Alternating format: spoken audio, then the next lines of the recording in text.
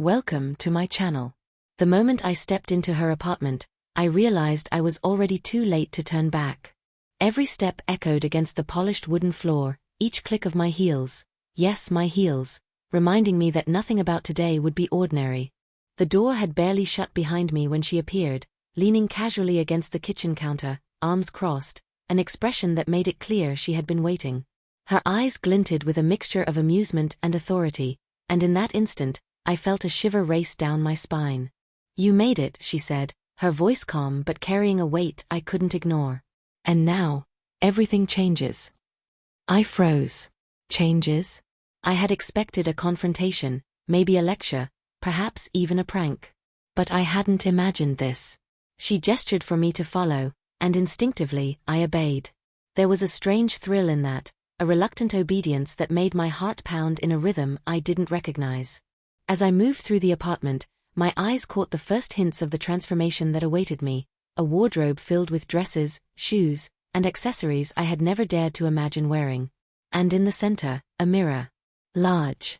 Full length. Menacing in its honesty. She didn't need to explain. I already knew what she wanted. "You'll live under my rules from now on," she said, walking toward me, each step deliberate, confident, like a queen inspecting her subject. "And your life? Well, it won't belong to you anymore." Not entirely. My stomach lurched. I wanted to laugh, to protest, to claim some shred of autonomy, but my voice betrayed me. It was thinner, higher, lighter than I remembered, trembling against the words I tried to force out. What do you mean?" She smiled, but it wasn't kind. It was sharp, precise. The kind of smile that promised inevitability. "You'll see. Step by step, you'll become someone else. Someone I can mold." I stumbled backward, my eyes falling on the first dress she had laid out for me. It was a soft pink, delicate lace hugging an unfamiliar silhouette. My own reflection stared back, but it wasn't just me, it was a stranger's face superimposed over mine, with wide, questioning eyes that mirrored my panic. "You're going to wear that," she said simply, tossing the dress toward me. My hands caught it instinctively, but I couldn't bring myself to unfold it, my mind spinning. "Now," she commanded, "change." The world seemed to narrow to that single moment. The apartment faded into shadows at the edges of my vision. The only reality was her, the dress, and the reflection that was not quite my own. Hesitation clawed at me, but some part of me, the part that had always feared confrontation, that had always obeyed, moved anyway. I stripped the clothes I had worn that morning, each piece feeling heavier as I let it fall to the floor. Then came the dress. Sliding into it, I felt my body shift in ways I hadn't thought possible. My chest tightened and lifted unnaturally, my hips felt different, my posture forced into unfamiliar curves. Panic rose like a wave, hot and suffocating. I wanted to run, to smash the mirror, to escape, but my feet, slender, delicate, were trapped in unfamiliar heels, balanced precariously on a surface that seemed suddenly treacherous. She circled me like a predator, inspecting every angle. "Yes," she murmured. "You're starting to understand. You're becoming beautiful." Beautiful. The word echoed in my mind like a taunt. I caught my reflection fully for the first time. The face that stared back was undeniably me, yet every line, every contour, every expression screamed someone entirely different. Feminized. Vulnerable. Exposed. I swallowed hard, my throat dry, my pulse hammering against my temples. "You'll live like this," she said, tilting her head, "and you'll learn your place. Every rule, every instruction, every choice will be mine." And in that moment I realized, my life as I knew it had ended. The first morning outside her apartment felt like stepping into a world that no longer recognized me. The streets were the same, the sky the same pale blue, but somehow everything had shifted, I had shifted. Each step in my heels made me painfully aware of my transformation. My body moved differently now, even the rhythm of walking felt foreign, deliberate, like I was performing for someone else's gaze. I had to go to work, or at least pretend to. Normally, mornings were automatic. Coffee, keys, shoes, a tired shuffle to my office. Today, the routine seemed impossible. My clothes felt wrong, my voice cracked when I spoke, and every reflection in every window or shiny surface made me flinch. Is that really me? My hands trembled as I adjusted my skirt nervously, aware of the sway of my hips, the unnatural curve my body now carried. As I entered the office, the reaction was immediate. Whispers, double takes, barely concealed stares. People who had once greeted me casually now looked at me like I had appeared from another universe. My best friend, Mark, froze mid-coffee sip, eyes widening. Wow, he stammered. I could hear the hesitation, the unspoken question hanging between us. You look different. I forced a tight smile, nodding, voice high and shaky. Morning, Mark. His eyebrows shot up, but he didn't say more. The tension hung like a thick curtain. Every step to my desk felt like walking a tightrope. My chair squeaked oddly when I sat, and I had to maneuver delicately, acutely aware of how the skirt bunched, how the heels pinched. Every movement felt under scrutiny. By mid-morning, small humiliations piled up. A colleague complimented my outfit, in a tone that was almost teasing. Another, a glance too long, a smirk barely masked. I wanted to shrink, to vanish into the carpet, yet I had no escape. Emails, meetings, phone calls. Mundane tasks that had once been effortless now felt like obstacles designed to humiliate me, to remind me that my life had shifted into someone else's hands. Lunchtime brought a new wave of panic. I tried to eat discreetly, balancing the plate on my lap in a way that felt ridiculous. Every bite was conscious, every gesture hyper-aware. I overheard snatches of conversation. Did you see him? Or her? Yeah, I didn't even recognize. I pressed my palms to my face, wishing for invisibility. By the end of the day, I was exhausted, not just physically, though the heels had left my feet throbbing, but mentally, emotionally drained. Each interaction had chipped away at the person I had once been, replacing confidence with a strange, uneasy self-consciousness. Evenings were no relief. I returned to her apartment, the door clicking shut behind me, and she was waiting. You survived, she said, a hint of amusement in her voice. Did you feel it? The stares, the whispers, the curiosity. I could barely speak. My mind was still reeling from the social minefield of the day. I didn't. I stammered, but she held up a finger. Good. That's the point. Every day, every look, every comment. It's training. You're learning what it means to live under my rules. To live as me have shaped you. I sank onto the couch, heels still pinching, skirt still tight, and felt the crushing weight of it all. Yet beneath the fear, beneath the humiliation, there was an undeniable spark. A part of me, however small, found a thrill in her control. In that strange, twisted way, I was starting to realize that life under her rules was forcing me into a new identity. One I hadn't chosen, but one I couldn't ignore. That night, alone in the bedroom she had assigned me, I stared at my reflection again. My face framed in the mirror, softer now, stranger. My body, shaped by her instructions, moved differently. My hands, delicate and unfamiliar, traced my own curves almost in disbelief. And yet, I felt a flicker of curiosity. Who am I now? And for the first time, the thought didn't terrify me entirely. The first few nights alone were the hardest, and yet, strangely, the most liberating. After enduring the scrutiny of the outside world, after the whispers and stolen glances at the office, the apartment became my sanctuary. Or at least, it was meant to be hers. But in the quiet of my assigned bedroom, I discovered something unexpected, a space where I could explore, test, and tentatively embrace this new identity she had forced upon me. I remember standing in front of the mirror that first night, hesitant, trembling.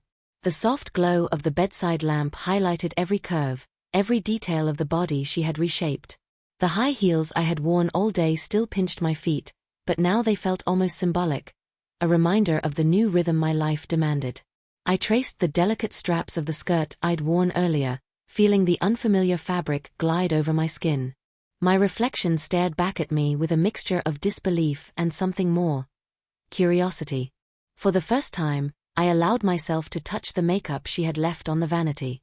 Lipsticks in shades I would never have considered, eyeshadows that promised drama, blush that could sculpt a cheekbone I hadn't known existed. Tentatively, I picked up a brush and applied a faint layer of pink on my cheeks. The effect was subtle but undeniable. My face transformed with each stroke, and I felt a twinge of excitement. Embarrassing, intoxicating, and completely foreign. I experimented with my hair next, twisting and pinning it in ways she had demonstrated, marveling at how the simple act of styling could alter my presence. Each new arrangement reflected a version of myself I had never met. The person staring back in the mirror was undeniably me, yet undeniably someone else entirely. I found myself talking aloud as I practiced. Soft, tentative phrases, a voice I was learning to modulate. "Is this really me?" I whispered, almost laughing at the sound of it. The room, silent and dark except for the lamp, became a private theater where I could rehearse the life she envisioned for me. Days turned into nights of ritualistic exploration. I would try new outfits, mix and match pieces from the wardrobe she had curated with meticulous care. Lace, silk, tight skirts, flowing dresses. I experimented with textures, colors, and combinations, discovering how each garment could transform not just my appearance but my posture, my gait, my confidence. Each mirror glance became a conversation with myself, an internal negotiation between fear and fascination. Sometimes, I caught myself smiling, genuinely enjoying the experimentation.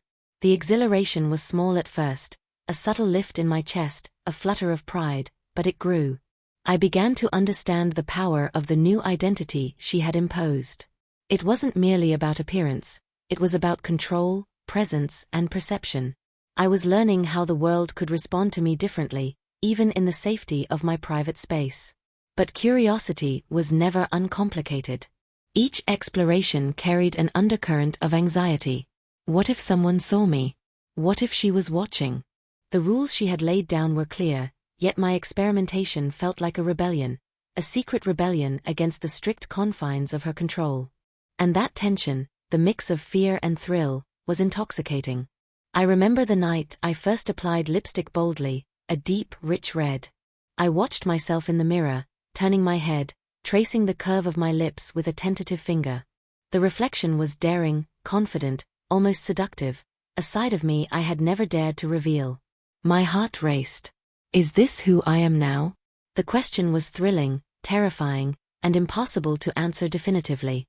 Even my movements changed as I explored. Sitting, standing, walking across the room, I experimented with gestures, subtle shifts in posture, the gentle sway of hips, the grace of hands. Each motion, at first awkward, gradually felt more natural. I was learning to inhabit this feminized body, to test its limits, to understand its language. And yet, the most surprising discovery was how deeply this private exploration affected my psyche. The more I embraced these secret experiments, the more I felt a strange alignment between body and mind. The fear of public exposure lingered, yes, but it was tempered by a growing sense of ownership, of curiosity, of identity, of power. I was, in these private hours, both the student and the master of this transformation. By the end of the week, I had routines, dressing, applying makeup, practicing speech and gestures. Each session was a mixture of ritual, rebellion, and self-discovery. I recorded myself, listening to my own voice, watching my own expressions, learning to adjust and refine. I discovered angles I liked, postures that felt empowering, and small nuances in tone that could command attention. In those quiet hours, I realized something crucial. This was more than obedience. More than submission. This was transformation. And though it had begun as a punishment, as control imposed by her rules, it had sparked something unpredictable: curiosity, self-reflection, and even a hint of pleasure. By the time she returned, I was not the same person who had first walked into her apartment. Not yet fully liberated, not yet fully empowered, but no longer merely a victim of her rules. I had discovered the thrill of experimentation, the subtle art of reinvention, and the strange, exhilarating tension of becoming someone both familiar and entirely new. And in the reflection of that mirror, under the soft glow of the lamp, I glimpsed the first hint of who I might become. Someone capable of embracing both fear and fascination, submission and discovery, hesitation and boldness. The following weeks were a dance of contradictions. On one hand, I was still bound by her rules, still navigating the delicate tightrope of obedience and submission. On the other hand, I began to discover the exhilarating freedom hidden within that structure. the way it allowed me to explore facets of myself I had never dared touch before. Every day, every step outside her apartment became a rehearsal, a proving ground for a persona that was gradually taking shape. My first public outing was a disaster, and yet a revelation. She had instructed me to accompany her to a small boutique downtown, insisting that I observe, interact, and behave as the woman she was shaping me to become. I had protested silently, my stomach in knots, my heels aching, my nerves fraying. But stepping onto the street, I felt something unexpected, a twinge of thrill. The world was watching, and I had a role to play. At first, the stares were unbearable. Men and women alike glanced at me with curiosity, some with barely disguised amusement. I felt exposed, vulnerable, like every eye was a mirror reflecting a version of myself I hadn't yet fully accepted. But I forced my spine straight, chin lifted, and began walking with the posture I had practiced alone in my room. Slowly, almost imperceptibly, I noticed a shift. My steps felt surer, my movements more fluid, my presence commanding attention in a way that was intoxicating. Inside the boutique, she guided me through interactions that I would have once considered terrifying. Asking for sizes, complimenting items, and even offering opinions on color and style. It was as if I had been auditioning for a role my mind had never imagined I could play. And yet, each small success, each nod of acknowledgement from strangers, fueled a quiet, growing confidence. I felt a peculiar rush, the same thrill I had discovered in secret, magnified by the exposure to the outside world. Evenings were for reflection. Alone, I would practice my voice, trying to find the perfect balance of softness and authority, warmth and allure. I experimented with gestures, tilts of the head, the placement of hands, the subtle sway of hips, and discovered that movement could convey confidence even when my heart raced with anxiety. Each small victory built upon the last, like bricks forming a foundation I hadn't known I needed. The more I explored, the more I began to notice changes beyond appearance. My reactions, my thoughts, my sense of self, everything was subtly shifting. Where I had once recoiled from attention, I now found a spark of curiosity and even delight. Where embarrassment had dominated, a delicate thread of pride emerged. I was learning not just how to appear feminine, but how to inhabit it, how to navigate the world with a presence that felt both controlled and authentic. Social interactions became laboratories for experimentation. A casual conversation with a barista, a compliment from a stranger, even a glance exchanged on the street, all were opportunities to test my voice, my posture, my aura. Each success was a revelation. I could command respect, draw curiosity, even flirt subtly, all without abandoning the structure she had imposed. The boundaries of her rules became tools rather than constraints, shaping me while allowing room for personal discovery. At home, she observed silently, occasionally offering corrections or guidance. Posture, she would say, or your tone, softer, firmer, more deliberate. Her instructions were exacting, but they were also lessons. I realized that each correction, each subtle adjustment, was a step toward mastery. I was no longer merely submitting. I was learning, adapting, growing. Gradually, I noticed how my wardrobe influenced my psychology. Dresses that I had once feared to wear now felt empowering. High heels that had once been instruments of torture became symbols of poise. Makeup that had felt foreign now accentuated features I was beginning to appreciate. The transformation wasn't just physical, it was a profound shift in perception, self-awareness, and confidence. The most striking moments came when I began to engage socially without her immediate supervision. A cafe visit, a casual encounter at a boutique, a brief exchange on the street, each was a test of autonomy. And though fear lingered, it was tempered by exhilaration. I began to understand that living under her rules had not just feminized me, it had taught me resilience, adaptability, and the nuanced art of presence. And yet, beneath the surface, tension simmered. I knew that this growth, this budding confidence, was only the beginning. Every small triumph was a prelude to a greater challenge, a step toward a confrontation that would test not just my appearance or demeanor, but my entire identity. The world outside was ready to respond, and soon I would have to choose: hide behind the guise she had crafted, or embrace it fully, publicly, and irrevocably. By the time the weekend arrived, I felt a strange pride. I had navigated small social arenas, tested my voice, mastered subtle gestures, and even received compliments that once would have felt impossible. Each step, each interaction, had honed my presence, transforming fear into cautious excitement.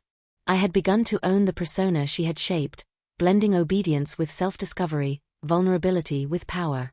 The city streets, once a gauntlet of judgment, now felt like a stage.